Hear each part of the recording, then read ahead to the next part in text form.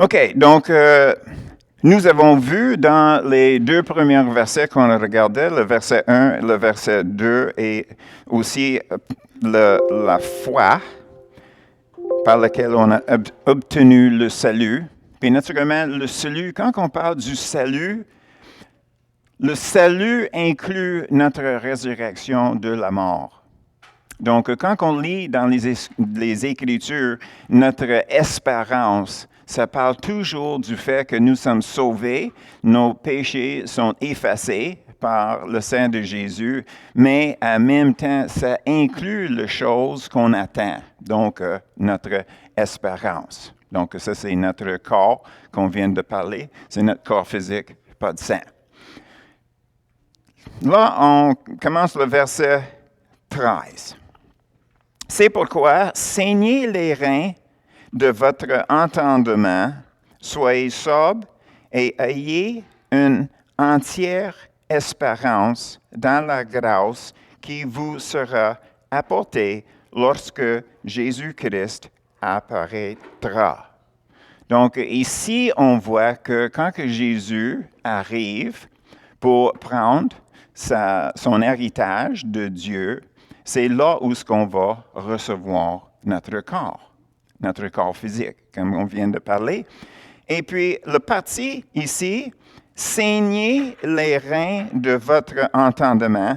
Saignez les reins, encore, ça fait référence à Pâques dans l'Ancien Testament, quand que les Juifs y mangeaient le Pâques habillés avec leur menton prêt à partir. Ça, c'est la première chose. La deuxième chose, c'est que les Grecs, quand que les Grecs, en état normal, ils avaient des longues robes à l'époque. Donc, s'ils voulaient courir ou voulaient travailler, ils prenaient leur robe, ils le levaient, puis ils avaient une ceinture pour l'attacher. Donc, c'était pour donner la place, pour leur libérer qu'ils puissent travailler ou courir ou faire quelque chose qu'ils ne peuvent pas faire avec leur longue robe. Mais ici, l'application, c'est envers notre entendement. Donc, définition d'entendement, la faculté de comprendre. La faculté de comprendre. Intelligence, raison. Donc, qu'est-ce que Pierre est en train de dire ici? C'est à cause des choses qui sont déjà mentionnées, sois alerte. Il n'y a pas de place dans la tête pour la peur, la crainte, l'inquiétude. Toutes ces choses-là empêchent notre compréhension de recevoir de Dieu ses directions et de mettre en pratique les choses qu'il nous donne à faire. Il fallait qu'on soit libéré de toutes ces choses-là qui peuvent nous empêcher de faire sa volonté.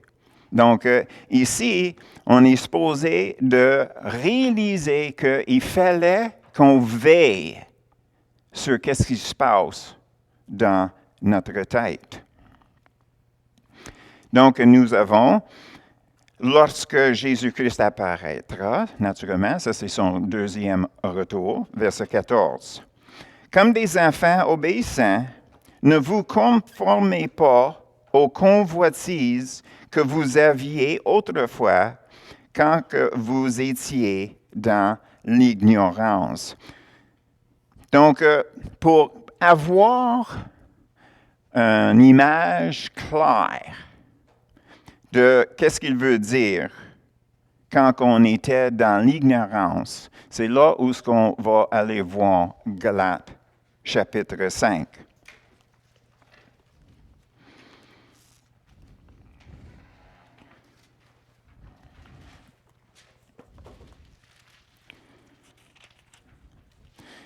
Galates, chapitre 5, on va lire de 16 à 21.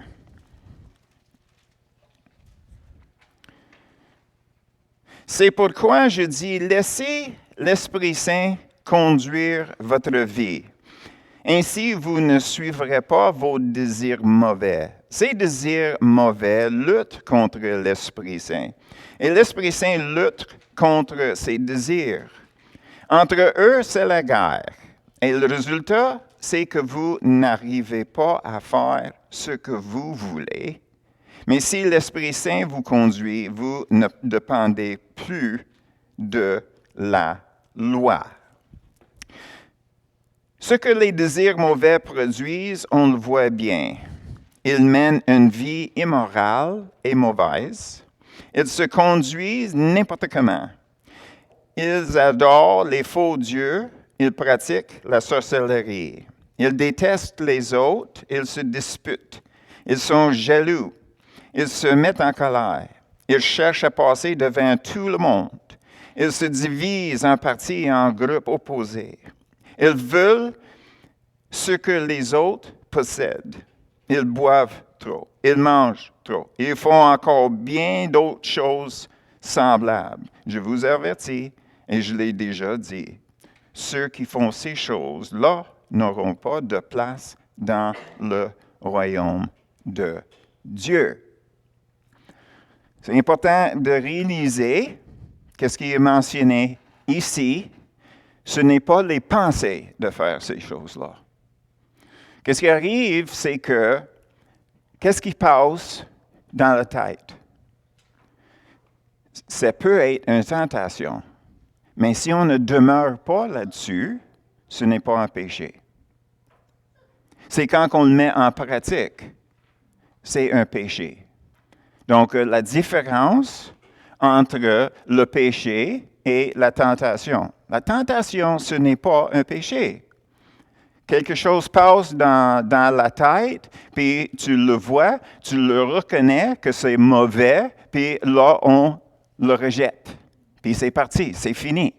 Mais le moment qu'on commence à planifier, ça, je veux ça.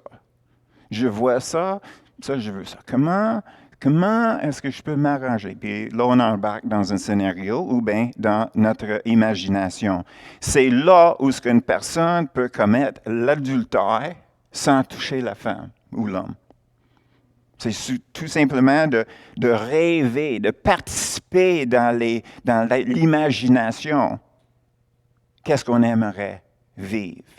C'est la même chose, Jésus a parlé d'un colère.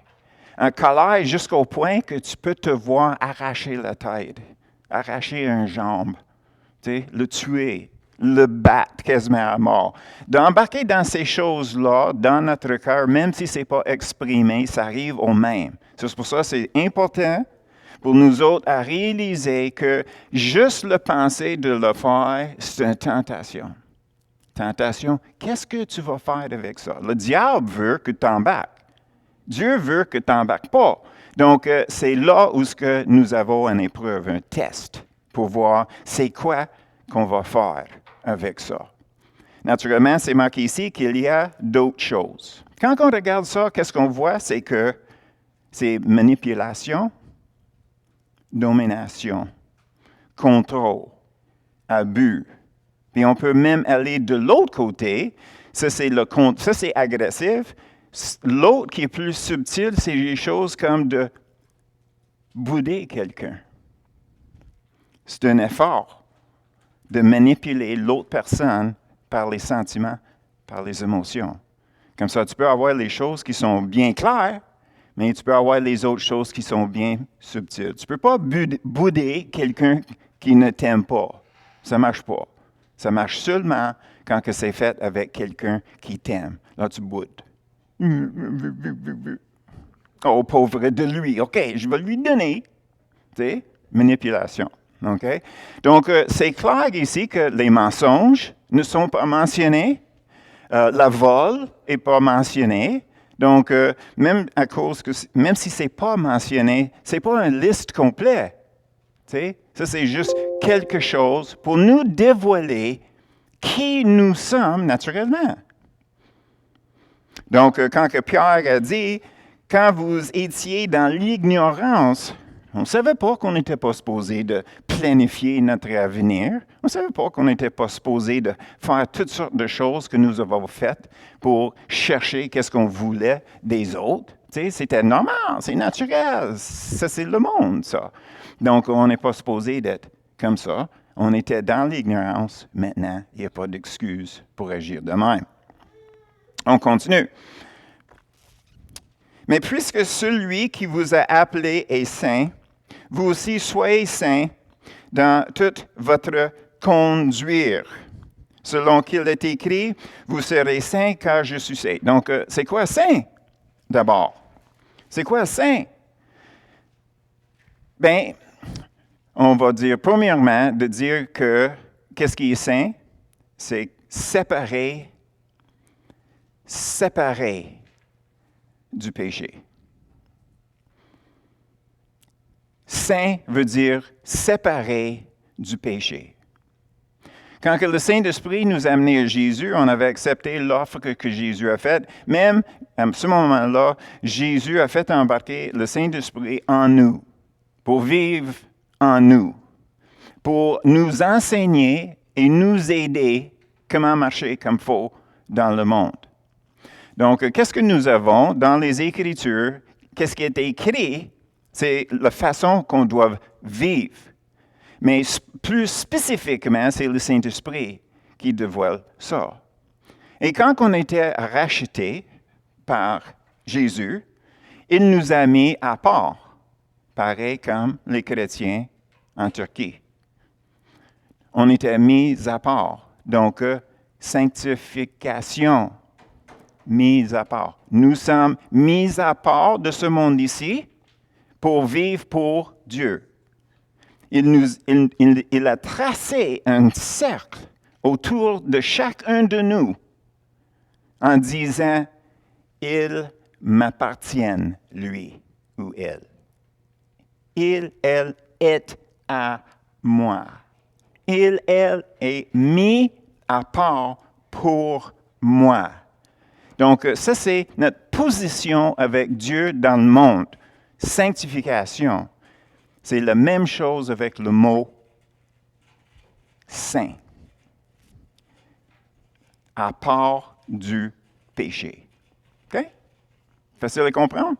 Good. On continue. Alors, nous avons aussi, dans notre définition, de péché, quelque chose qu'on a déjà mentionné un couple de fois, c'est autodétermination, autogratification. Autrement dit, égoïsme. Tu sais, charnel, c'est égoïste. C'est égoïsme. Qu'est-ce que moi, je veux pour moi?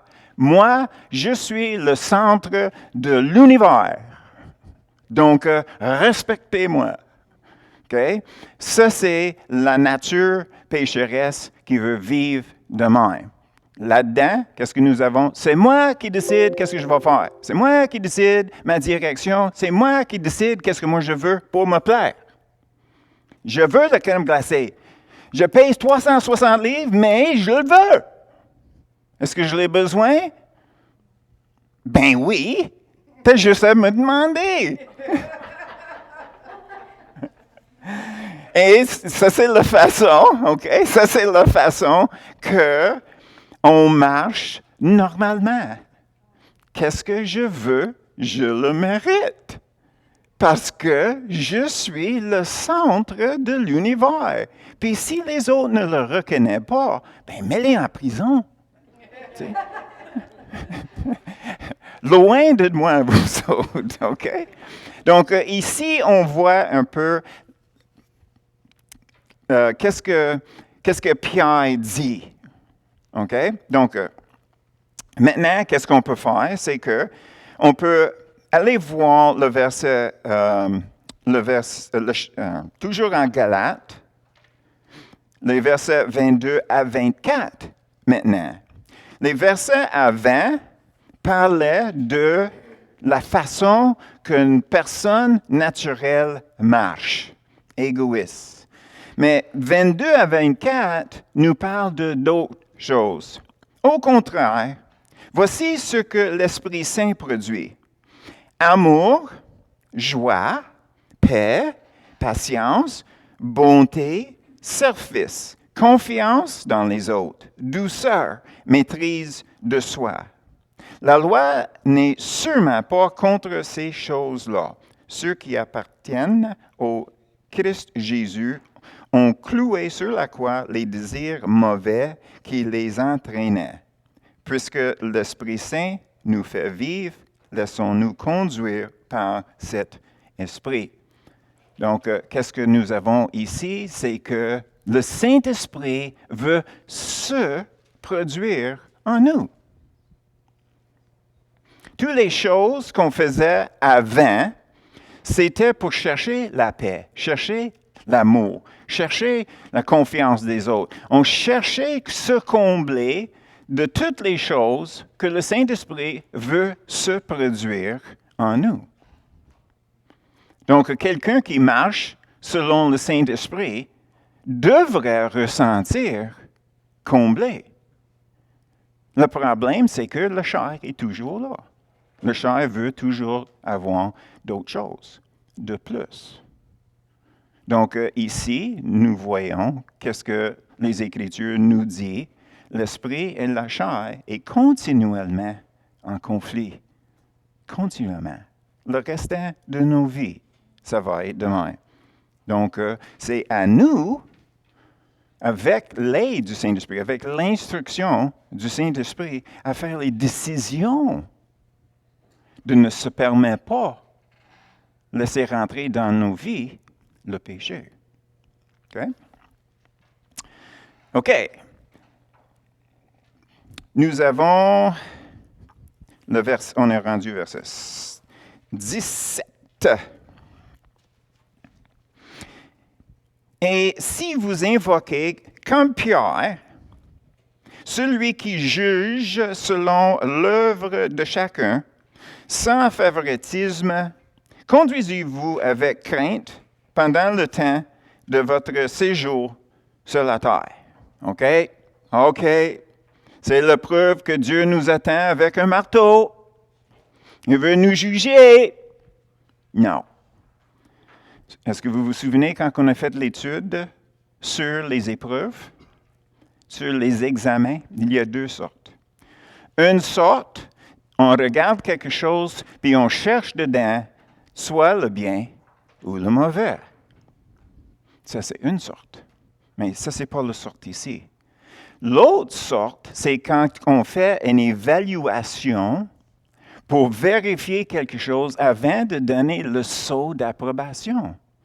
On n'attend pas de voir les défauts.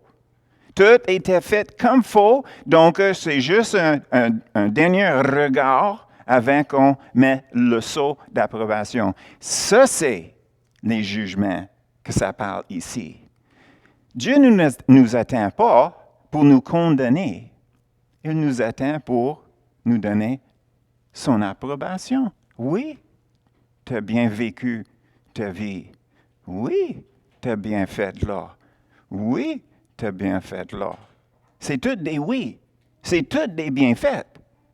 Mais il faut quand même faire l'examen. Il faut se présenter. Dieu est là. Oui. Ta vie, je te donne l'approbation. Rentrez dans ma joie. Donc, on voit comment que nous avons toutes les raisons sur terre pour aimer Dieu. N'est-ce pas? Donc, pourquoi l'aspect de crainte? Tu sais, avec cette définition de juger ou jugement, pourquoi le mot crainte? Puis Marilyn a bien fait le mercredi soir, quand on a parlé des peurs puis des craintes, mais ce n'est pas ce type-là. Le crainte ici qui est indiqué, c'est on devrait avoir peur qu'on va déplaire à Dieu.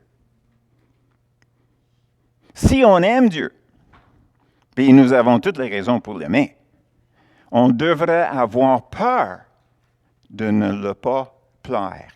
Ça, c'est la crainte indiquée ici. Avant, c'était la loi. Ne fais pas ci, il faut que tu fais ça. Ne fais pas ça, il faut que tu fais ça. Donc, tout, c'était des ordonnances. Mais rendu où ce que nous sommes maintenant, c'est un amour avec un Dieu qui vient de nous sauver quand il n'avait aucune raison pour le faire. Aucune raison. On ne lui avait donné aucune raison pour nous aimer. Mais à quelque part, il a décidé que ça valait la peine de souffrir tant que ça pour sauver ceux qu'il savait étaient pour venir à lui. Donc, notre regard maintenant, c'est comme, je n'ai pas le droit de faire ça. Comment ça se fait? Je ne peux pas faire ça. C'est pas mauvais, ça. Non, c'est comme, Seigneur, qu'est-ce que tu veux pour moi? Tu m'aimes? Donc, ces choses-là, si tu dis non, c'est parce que c'est pas bon pour moi. Rien que je peux faire avec ça dans ma vie. Donc, non, je ne touche pas à ça. Le problème, c'est que, est-ce qu'on pose la question? Il fallait qu'on pose la question. Seigneur, est-ce que ça te plaît si je fais ça? Ou bien, Seigneur, est-ce que je peux faire ça? Puis, nous autres, on ne prend pas de décision si on l'aime ou s'il ne l'aime pas avant qu'on reçoive la réponse. Donc, Seigneur, est-ce que j'ouvre la télévision? Si non, c'est parce qu'il y a quelque chose pour nous. Ça veut dire qu'il fallait que je prie. Non. Sauf si jamais tu aimes tes enfants. Non, tu éteins la télévision parce que le Seigneur, le Saint-Esprit, veut prendre un temps avec toi pour prier pour tes enfants. C'est quoi le plus important pour toi, là? C'est pas compliqué. Le problème, c'est qu'on ne voit pas les choix. On ne voit juste une chose, qu'est-ce que moi je veux faire. Mais parmi ça, Dieu est là. Puis qu'est-ce qu'il fait? Je dis rien, sauf naturellement, c'est exagéré. Je dis rien jusqu'au temps que les autres décident. C'est eux ou moi? C'est moi? Là, je parle. N'est-ce pas? Il est toujours gentil. Il est doux. Il ne force pas, il ne s'impose pas. Qui veut servir quelqu'un qui s'impose? Il n'y a personne. On aime ça participer dans nos décisions. Amen? OK. Donc, ici, on voit que l'examen et la crainte, c'est deux choses qu'on doit redéfinir dans ce verset ici. Maintenant, on va regarder Éphésiens 4, 30. Éphésiens 4, 30.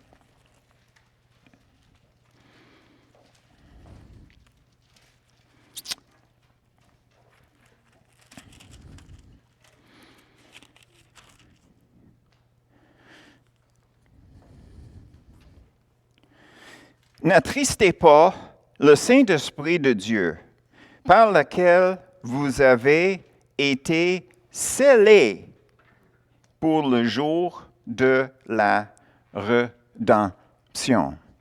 Ça dit beaucoup dans une phrase. Premièrement, ça dit qu'on peut attrister le Saint-Esprit. Qu'est-ce que ça veut dire? Attristement, d'être triste, c'est une émotion. Okay? C'est seulement les personnes qui ont les émotions. Donc, pour attrister le Saint-Esprit, c'est une personne. Ce n'est pas une force. Ce n'est pas une chose. C'est une personne. Puis on peut l'attrister si on n'écoute pas.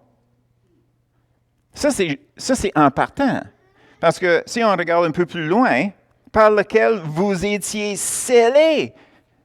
Ça, c'est le sceau qu'on a parlé avant.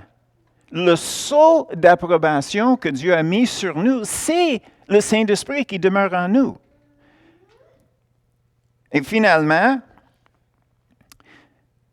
le jour de la rédemption, c'est la même chose. C'est le jour où ce que tout pour nous, c'est complet. On reçoit notre corps parfait pour vivre avec Dieu pour éternité. Là, on va reposer, mais pas là, OK? Et là, verset 18. Vous savez que ce n'est pas par des choses périssables, par de l'argent et de l'or, que vous avez été rachetés, de la vaine manière de vivre que vous aviez hérité de vos pères. OK. Hérité de vos pères, ça veut dire nos ancêtres. Indirectement, ça parle de qu'est-ce que nous comprenons de notre ADN.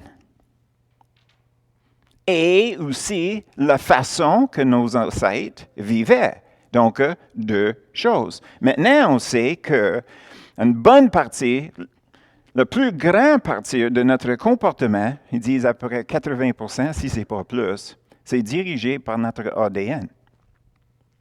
C'est dans nos gènes. Oh Dieu, c'est pas ma faute. Okay? Ben oui, on peut dire ça, c'est pas ma faute, mais est-ce que ça nous permet à ne pas faire embarquer notre volonté pour le résister? Non, parce que le Saint-Esprit se reproduit en nous pour nous donner maîtrise de soi.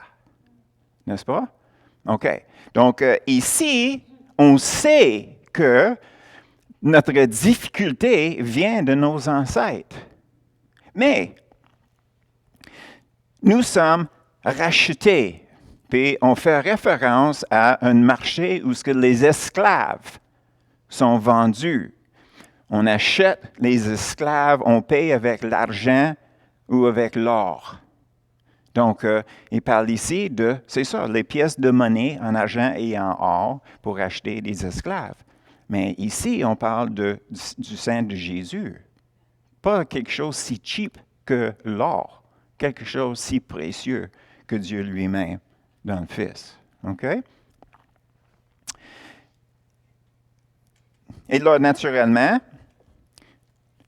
on termine avec versets 19 et 20.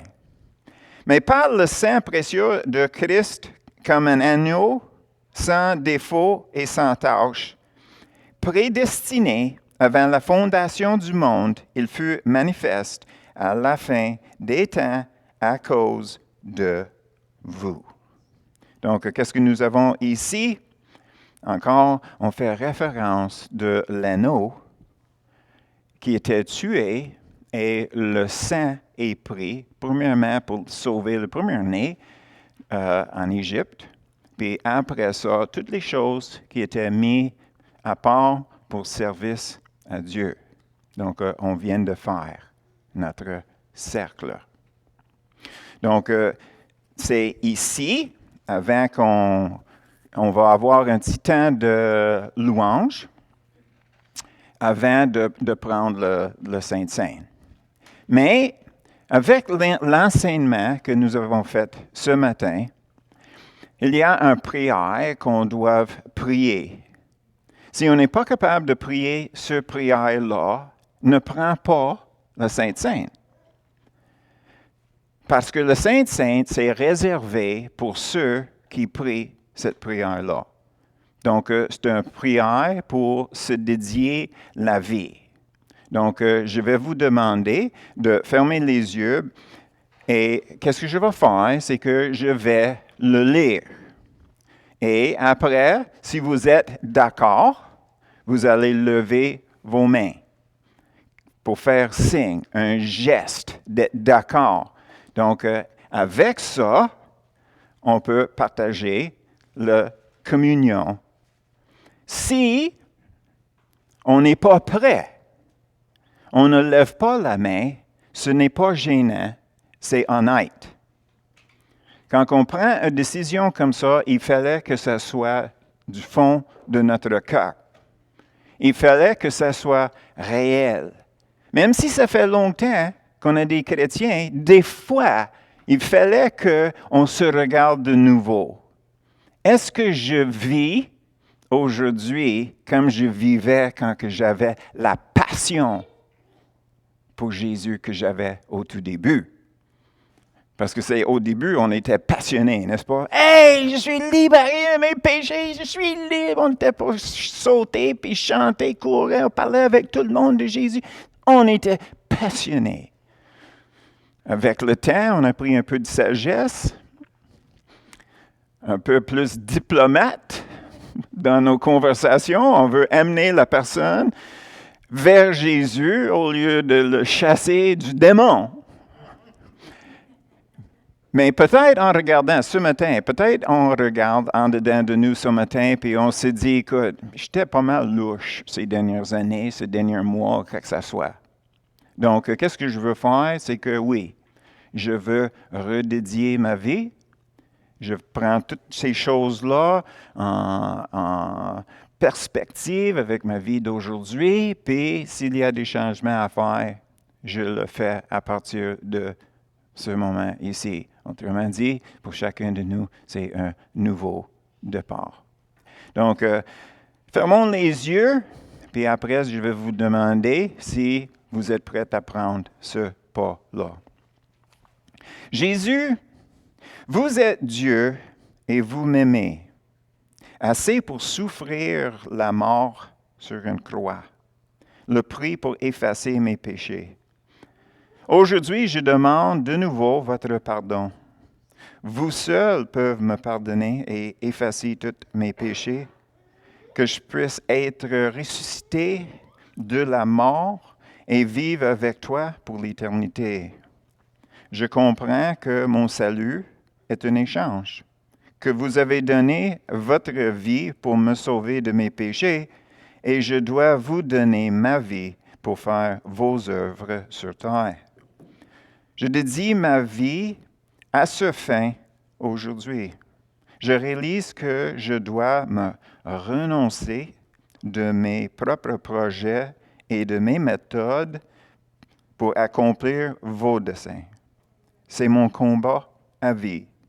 Mais vous m'avez donné le Saint-Esprit pour m'instruire et m'aider à vivre pour vous. Amen. Donc, si vous êtes prêts à prendre ce pas-là, c'est le temps de lever la main.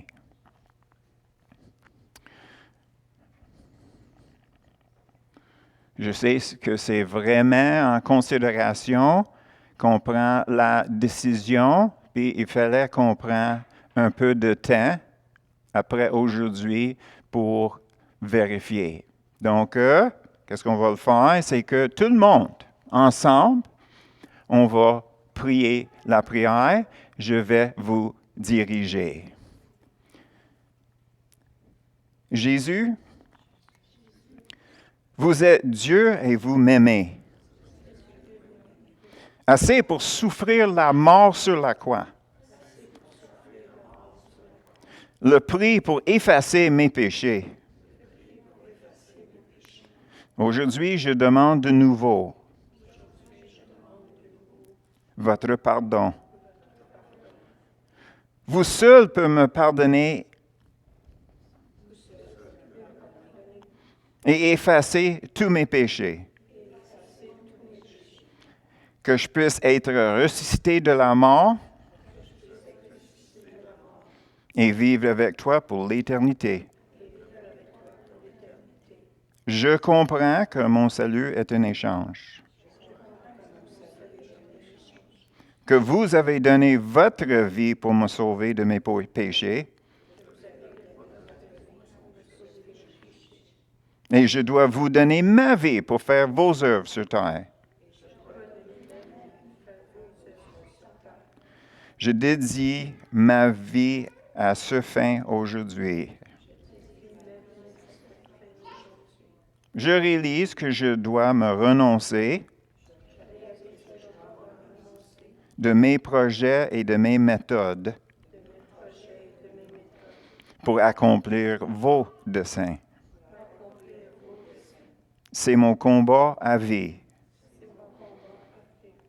Mais vous m'avez donné le Saint-Esprit pour m'instruire et m'aider. Vivre pour toi. Amen. Donc, on va avoir un temps de louange. Ça, c'est éteint.